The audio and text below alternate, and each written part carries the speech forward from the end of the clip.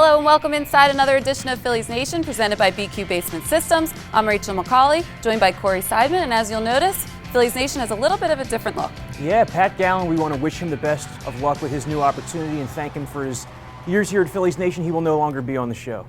And now we're joined by David Murphy from the Philadelphia Daily News. David, you wrote a bunch of interesting articles in the Daily News last week about the Phillies' need to get creative coming out of this hole, trying to rebuild the team. And you got to start with Cole Hamels. He's kind of been rocked a little bit in his last couple starts. Do you think that it affects his trade value at all? I don't think it does, and I think anyone who suggests that it does is essentially just buying into the leverage that opposing general managers are trying to create for themselves. Look, people who know who Cole Hamels is.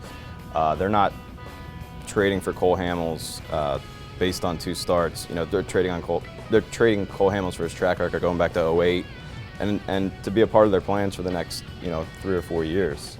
So I think any team that adjusts its evaluation of Cole Hamels based on these last 2 starts is a team that just doesn't know what it's doing. Yeah, I mean, Cole Hamels has never in his career allowed 14 runs in a 2-start span the way he just did. So, as David said, anybody that's looking at that 2-start span over the last 7 or 8 years, isn't really doing themselves a service.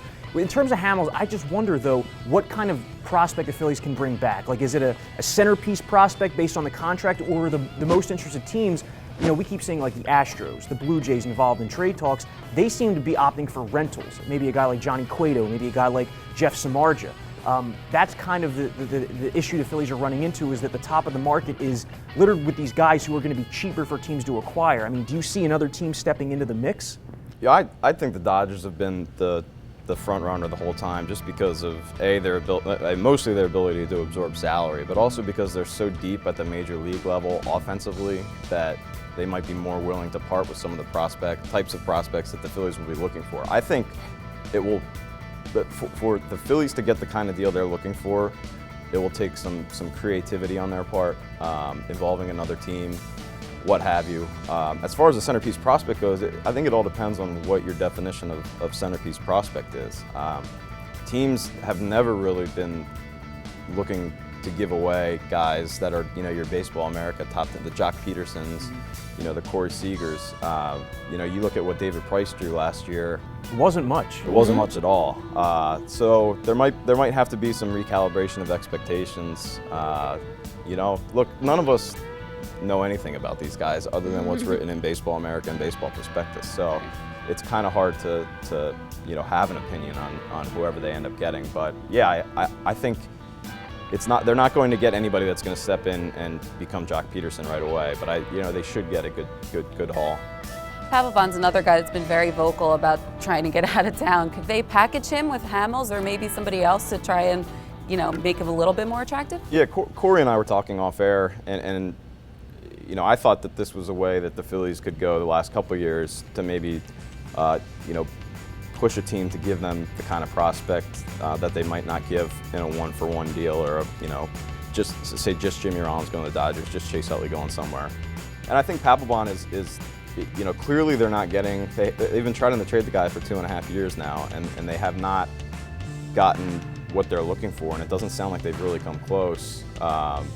Maybe the Tigers, but at some point you got to start thinking about, hey, maybe we can use this guy in combination with Cole Hamels, to get what we want. The problem, though, is that Papelbon's been so good the last few years, but there's so much money still left on the deal. I mean, we're looking at like $18 million over a season and a half, and he's not doing himself any favors if he really wants to get out of town by making these comments, because it only reinforces for other GMs the fact that it's going to be a disaster for the Phillies if this guy's here on August 1st, and that might, again, hurt his trade value, and it's why I agree that Papelbon works more as a second piece of a trade, maybe Hamels and Papelbon at the Dodgers. Of course, the other aspect of that is that Papelbon doesn't seem willing to go somewhere where he's not the closer. Right. If he has all these demands, he wants to close, he wants to go to a contender, maybe he should just forfeit his 2016 option. If he forfeits the 2016 option, all of a sudden he becomes much more valuable to other teams. Well, I think a little bit of Papelbon's money is overblown. Case in point, here's something somebody asked me yesterday. If Papelbon's option did not vest and you were the Phillies, would you tender him an offer?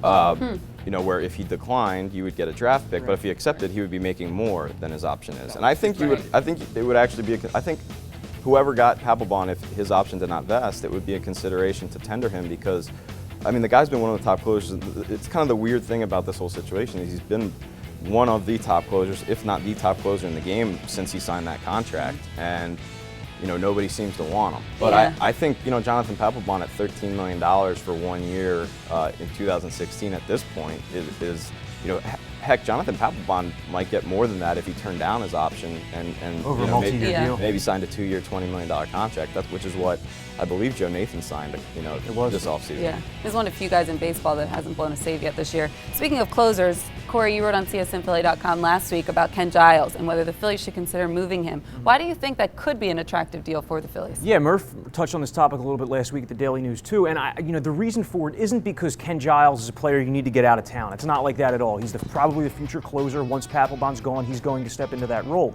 But the best years of Ken Giles' career, the cheapest years of his career right now, are wasted on this team, or wasted on a bad team. It's the whole concept, again, of having a good late reliever on a bad team. And look, he's not arbitration eligible until after 2017, won't be a free agent until after 2020, talking about Ken Giles. So he's the kind of guy that should have a ton of value. I mean, last year at the deadline, the Orioles traded Eduardo Rodriguez, who was one of their top pitching prospects, to the Red Sox for a half season of Andrew Miller. So theoretically, the Phillies should get at least that much, wouldn't you agree? Yeah, you would think. And again, that's the kind of thing where, let's say you love Corey Seager, and you offer, like, what if you offered Hamels, Papelbon, and Giles? Look, people love Kenny Giles, and I understand why. He throws 100. He's been nothing short of dominant in just about every inning he's thrown so far as a professional. But look, the attrition rate for relievers, for pitchers in general, but relievers especially, go through the major leagues and look at how many guys are still competing at a high level 6 years after they break in the league as a reliever, and it's not many. Put it this way, the odds are against Ken Giles being healthy 4 years from now. So why not try to trade him for a piece that's more important to a rebuilding team than a closer? Yeah, if you can get an everyday player, you would do that every time for a reliever. Like if you could, I would trade Ken Giles for Eduardo Rodriguez, right, straight up, because a starting pitcher is much more. You can find relievers. I mean, the Yankees have 6 different guys throwing 96 for them every year. Look, Ken Giles is great, but you can get a Ken Giles and develop him very quickly. It's an Eduardo Rodriguez that takes time. All right, guys, I can't believe we're about to talk about free agency for next year, but do you think the Phillies could be active players in that? Maybe try and get a couple guys on cheap short-term deals? Yeah, we have a list here. I mean, the two positions that I would look at would be outfield and starting pitching. I mean, those seem to be the two biggest needs for at least the Major League team right now. This list of outfielders, it's guys who are right around 30 years old that are going to want to sign big deals, like a Cespedes is not going to be coming here. One guy that I would just keep in mind, I'm not saying the Phillies should definitely sign him, but Justin Upton. Okay, Justin Upton is still in the prime of his career. You would figure he has about 4 or 5 really good years left.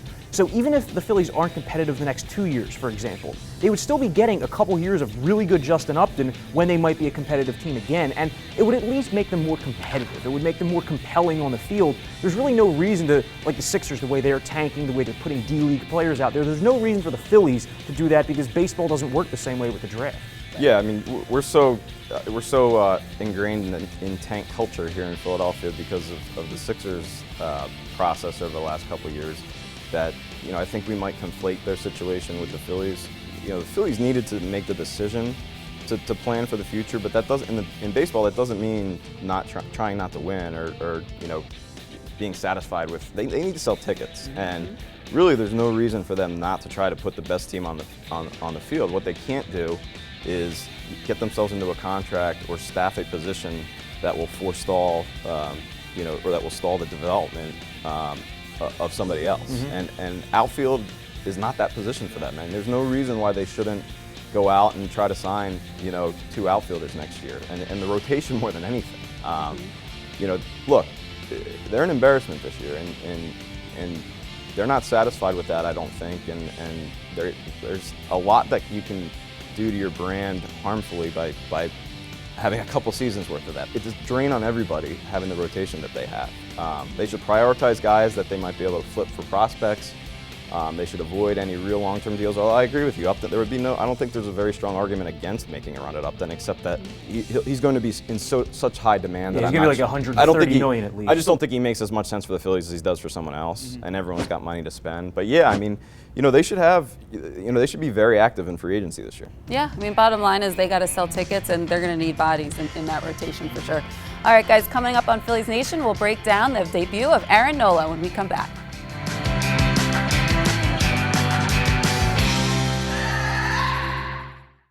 I'm Brian Quinn from BQ Basement Systems. Call us for all things basement-y. Ask us about our poly-level concrete leveling system. It's a cost-effective, less disruptive, permanent solution, and it has a quick cure time. It can be driven over or walked on in 15 minutes after installation. Since 1997, over 7,000 customers have trusted us. Visit us at bqbasementsystems.com or call us at 1-800-339-2070. If you're a sports fan, you need to check out Sports Vault. Our stores will surround you with a great selection of autographed memorabilia, licensed apparel, trading cards, and novelties. Want to meet your favorite local and national superstars? Sports Vault brings the legends to you with dozens of in-store appearances. Check out any of our 3 locations in King of Prussia, Exton, or Moorestown. Or visit sportsvaultshop.com and use the code PhilliesNation to save 20% on your next order of autographed merchandise. In a world where bankers have lost all interest, where robots and fat cats rule our fortunes, one woman will stand up and strive to do the impossible. Be treated like a person. Friends and neighbors will join her quest. Ordinary people will band together against the forces of corporate greed. And together they will form Philadelphia Federal Credit Union, already in a neighborhood near you. Philly has a long sports history filled with great players and moments. Shibe Vintage Sports in Center City relives the glory years with fashionable attire for all your favorite teams. Separate yourself from the crowd with the hippest Eagles, Phillies, Flyers, and Sixers gear. Pick up some unique shirts featuring local teams of yesteryear, or come to fun events where you can learn about your favorite teams. So if you're a sports fan, then you need to check out Shibe Vintage Sports. Visit them at 13th and Walnut or shibesports.com. Phillies Nation is presented by BQ Basement Systems, the Philadelphia region's premier basement contractor. Welcome back to Phillies Nation, presented by BQ Basement Systems. I'm Rachel McCauley. This segment is brought to you by the Sports Vault. Save 25% off Mike Calfranco autographed bats and framed photos this week. Look for Deal of the Week at sportsvaultshop.com. Guys, Aaron Nola makes his much anticipated debut this week. What are you expecting to see from him?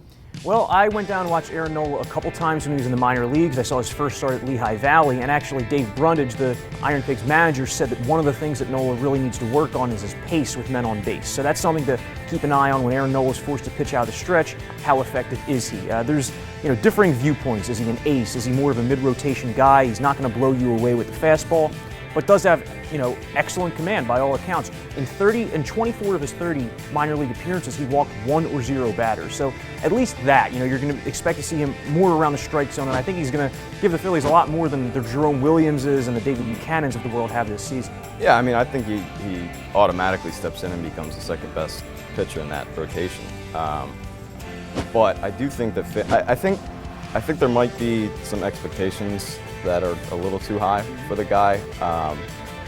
First of all, keep in mind that Cole Hamels, who has much better stuff than Aaron Nola, had like a 4.2 ERA in his first trip to the major leagues. So there's going to be some adjustment. But he just doesn't have. I don't want to say underwhelmed the few times that I've seen Aaron Nola pitch. It's just you weren't wow. Yeah, he doesn't have that Jose Fernandez, Matt Harvey, wow stuff. Guys who are similarly ranked prospects, in the Baseball Americas and Baseball Prospectuses of the world. But like you said, the results speak for themselves. He commands the strike zone. The comparison I heard when he was drafted was Tim Hudson. And that'll go. Throwing strikes with your fastball will go a long way. Just don't expect to see his stuff and say, wow. Yeah, and one other thing too is that Aaron Nola is probably going to be on an innings count this year. You'd assume it's going to be in the 170 inning range, which would put him on pace to make about 10 starts with the Phillies. He's at about 110 now, so if he makes 10 starts, averages 6 innings per start, that would put him at 170. Yeah. Right, and if anything, it'll be beher than kind of what we've seen some of the other starters, and at least he has a little bit of wiggle room. If he does struggle a little, because you kind of expect that. Yeah, some excitement. It's something to watch. It's by far probably the highlight. This is going to be the most fun stretch of the season, just having somebody to watch every 5 days. Exactly. Speaking of starting pitchers, Jesse Biddle, in his last outing in AAA, he did really good. So he's kind of struggled a bit, but could he be a guy we see up here in September? I think that he might make sense as a September call-up. Jesse Biddle was finally promoted from AA to AAA after spending the better part of the last 3 seasons at Reading. 7 shutout innings with 7 strikeouts in his last start at AAA. The strikeout rate's actually really way down for Jesse Biddle this year, but the walk rate is down as well.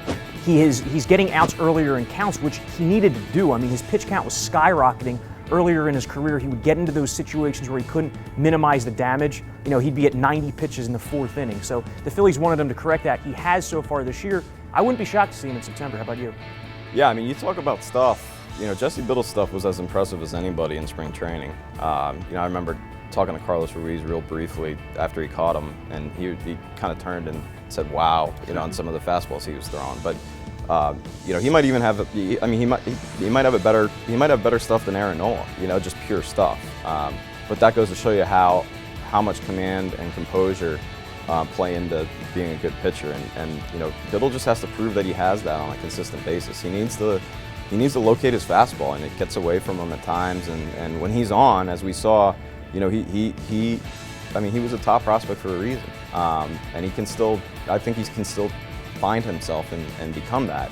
But we need to see it on a consistent basis. I think one of the best things to happen to Jesse Biddle was the Phillies drafting Aaron Nola, because there's all this expectations, all this hype about Aaron Nola. Jesse Biddle's kind of become the forgotten man and just been able to go out there every 5th day and just try to focus on his game rather than living up to expectations. Yeah, it's definitely taken the spotlight off of him a little bit. David Murphy, thank you so much for joining us this week. When we come back on Phillies Nation, Rudy Mezzi takes a look at the Phillies mural set to be debuted next week, and we'll give our fantasy picks next.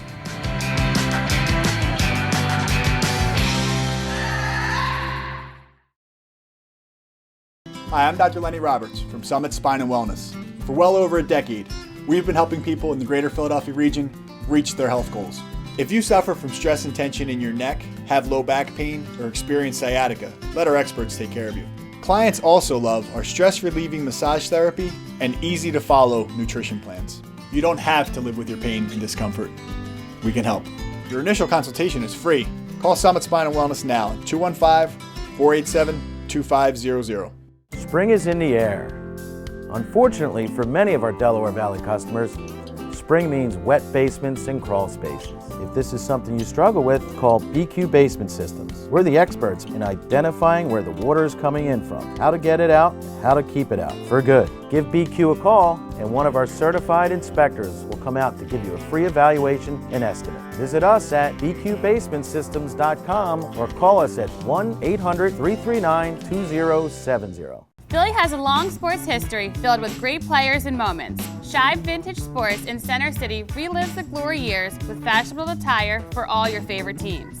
Separate yourself from the crowd with the hippest Eagles, Phillies, Flyers, and Sixers gear. Pick up some unique shirts featuring local teams of yesteryear, or come to fun events where you can learn about your favorite teams. So if you're a sports fan, then you need to check out Shibe Vintage Sports. Visit them at 13th and Walnut or shibesports.com.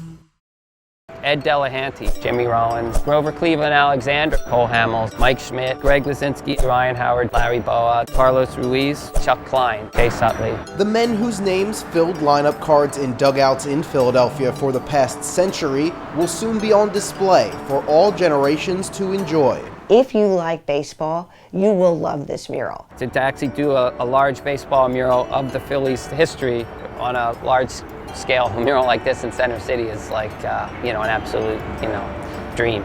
This project started after the World Series and the Phillies won, which was so wonderful.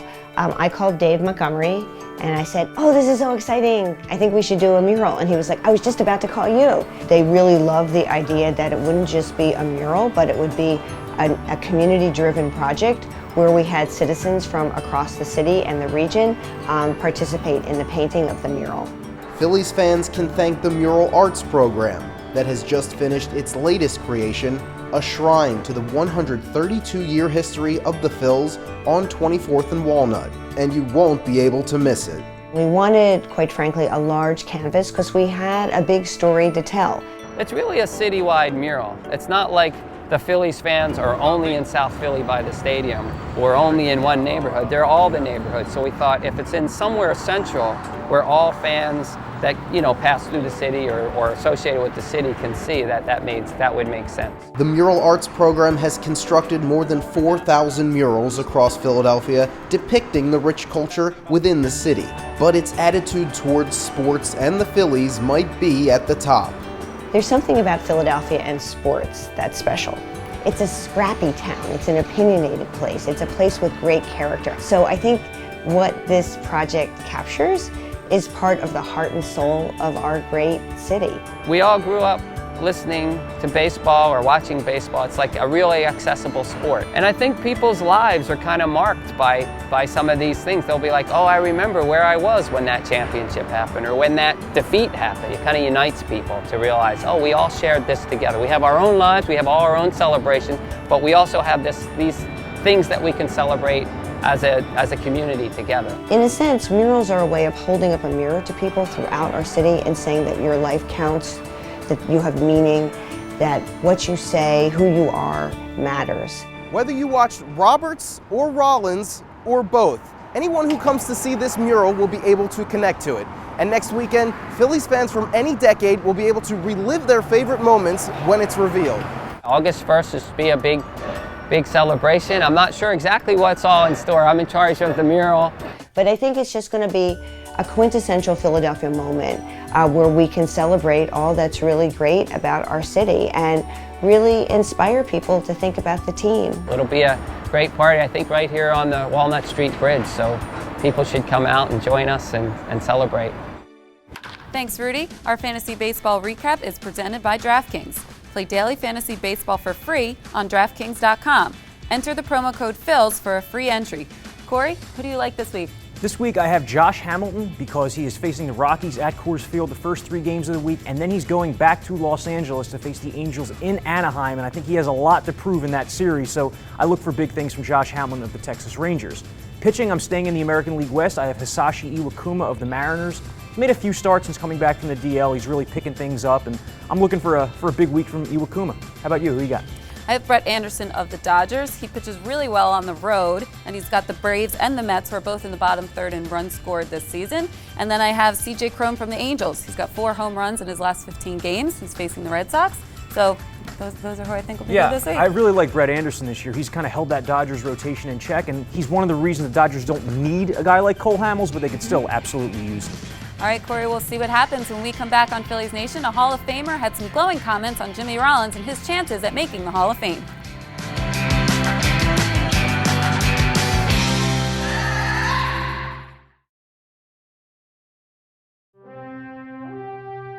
Behold, we are in the presence of champions. Fantasy sports legends who have earned hundreds of thousands of dollars playing online. Meet Arlie Gonzalez. Average guy, superior sports knowledge. Picked a team in minutes and won enough to throw the party of a lifetime. In outer space. Former accountant Derek Bradley. DraftKings one-day fantasy baseball took him from a guy with holes in his underpants to a guy with bikini models in them. How do we turn our love of fantasy sports into reality cash? DraftKings.com. They have one-day games, so you're not locked in. It's like a new season every time you play. And best of all, you could win a shipload of money. Start playing today for your share of $1 billion. Use promo code PITCH and get free entry in our 100K baseball contest on opening day. More sports, more winners, more millionaires. Get to DraftKings.com now.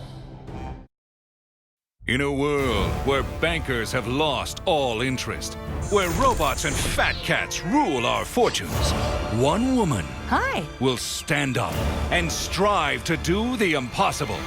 Be treated like a person. Friends and neighbors will join her quest. Ordinary people will band together against the forces of corporate greed. And together they will form Philadelphia Federal Credit Union, already in a neighborhood near you. I'm Brian Quinn from BQ Basement Systems. Call us for all things basement-y. Ask us about our poly-level concrete leveling system. It's a cost-effective, less disruptive, permanent solution, and it has a quick cure time. It can be driven over or walked on in 15 minutes after installation. Since 1997, over 7,000 customers have trusted us. Visit us at bqbasementsystems.com or call us at 1-800-339-2070. Welcome back to Phillies Nation. I'm Corey Seidman, and I had a chance to catch up with Sean Foreman, the creator of BaseballReference.com, who showed us one of the features of his site, which is at the bottom of a player page. It shows you the most comparable player to a specific player, and we're going to relate that to Jimmy Rollins and a Hall of Famer. Here's Sean. Now, Sean, one of the things that you can find on all the player pages in BaseballReference.com toward the bottom is, in addition to the Hall of Fame info, players most similar by age and to this point in their career. So I look at a guy like Ryan Howard, when the Phillies signed him to that extension. Could his massive decline have been predicted based on the players that were most similar to him by age or where he appeared to be going at that point in his career? I think obviously looking at similar players is a useful tool. You can see, basically history usually repeats itself in the major leagues. So, when he signed that extension, he was 30 years old. He was a first baseman. The players that he was similar to at that time, players who had, through that part of their career through age 30, had similar structures, similar stats, similar numbers. They showed that the rest of their careers generally they were not at the same level that they were before they were 30. And overall, most players actually peak sometime before age 30, and then their age 29, 30, 31 seasons are the start of their decline phase. So, I think I wouldn't make decisions, $1 million decisions based on, a player's similarity scores, but I think it could point out some red flags that you might want to look at a little bit more and take time to study very carefully. Thanks for having us, Sean. My pleasure. Thank you, Sean. Corey, Sean talked about the player comparison page on Baseball Reference, and John Gonzalez on the 700 Level Show caught up with Barry Larkin, who's the most comparable on Jimmy Rollins' page. Do you think Jimmy Rollins is a Hall of Famer? Barry Larkin thinks so. Yeah, Barry Larkin said Jimmy Rollins is absolutely a Hall of Famer. He said his quote was, "His numbers are better than mine." And certainly if you go by the traditional counting stats, that's true. Jimmy has more doubles, triples, homers, runs, stolen bases than Barry Larkin. He has more Gold Gloves. He also won an MVP. He also won a World Series, so they're extremely comparable players, but I don't know. I just don't see Jimmy Rollins as a Hall of Famer. I think he's like in the Hall of the Very Good. I compare that situation to Billy Wagner, Jim Edmonds, guys who were really good, but you never really thought of them as Hall of Famers because they didn't dominate. Did you ever think during his tenure here that he was a Hall of Fame player? I think so. He won the MVP. He's got the 4 Gold Gloves. He's one of 4 guys to have the 20 steals, 20 doubles, 20 triples, 20 homers. Right. So he's one of a few guys to only do that. So I think so. It comes down to who he's up against, in the whole Hall of Fame voting system. If you look at it is funky. And if you look at the shortstops that are in the Hall of Fame, Jimmy has better offensive numbers than many of them, and he was a guy who was always known for his defense and speed. So the package is there. It's just going to be a matter of the voters whether they decide to vote Jimmy in or not. The fact that he was never a PED suspected guy should also help his chances. Yeah, for sure. And he was a guy that could get on base. He came up clutch in big moments, especially in the postseason when they won in 2008. So I think his chances. I think he could do it. I think he could do it, but we shall see. All right, thank you so much to David Murphy, Rudy Mezzi, and Sean Foreman. He's Corey Seidman. I'm Rachel McCauley. Thanks so much for joining us.